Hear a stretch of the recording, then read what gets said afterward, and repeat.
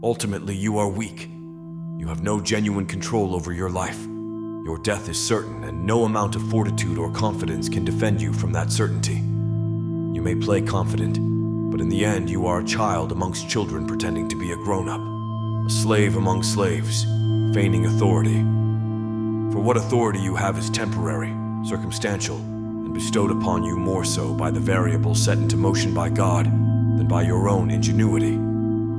You proclaim insights, revelations, and mental techniques, but they are glimpses of the unknowable reality. Like a dog performing a trick for a treat, it knows not really what it does, but is content to keep doing it as long as it is rewarded. You are slave to the vanities of this world. I say this not to urge you to abandon all desire and will to action, but to refine your movements in this world so that you may see what is necessary in thought and action and what is superfluous. So you may live with the end in mind, the fatal divinity in which you are upheld. Be like good kings, cognizant of a coming war, whose scouts have returned to him with news of an invading army marching across his border. Do not suffer the pains of neglect. Do not distract yourself or occupy your mind with pleasantries, avoiding the impending truth. Live according to the truth. Death is always advancing upon the lives of men, and that death is the will of God. You still cling to your pride, saying, I have made this of myself. But think of who has made you, and who has made the circumstances into which you have come into this life, and from where do your thoughts come, and your emotions and your many wills. Nothing is yours, but given to you for a time. Your moments are defined by innumerable variables. Your knowledge and know-how, predicated on the circumstances of your life, and what wisdom has come down to you.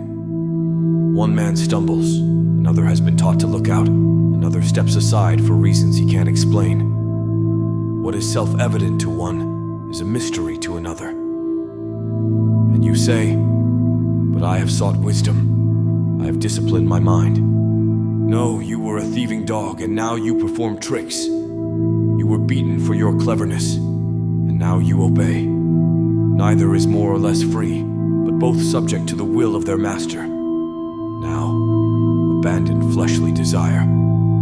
The fruit of labor are to be tasted, but a lustful craving for experience bears an anxious fruit regardless of whether the desired end comes or not. One man does what is right, lusting after his reward, and another does what is right without lusting. Both their plans come to fruition, and they are rewarded. Yet one man has strained his soul unnecessarily, and after, he suffers a secondary pain of longing for the fruit he has just consumed. Satisfy yourself from within. The fleeting nature of sensual pleasures renders all experience wholly inadequate. Enjoy them, but do not long for them and try not to miss them when the sensations have passed. A fond memory can burn the soul if it is longed for.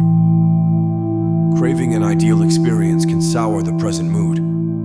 The chemistry of the body should be made right and ideal as a practice of the will and not a consequence of fleshly experiences. It is a failure of one's mental reasoning to assume that his internal state, to be acceptable to him, must be satiated by his ideal circumstances. Again, endeavor to achieve, but do not enslave your internal state to your aspirations. Sever the two, then perfect them both. Polish the two separately. Do not use one to wash the other. You will ruin them both.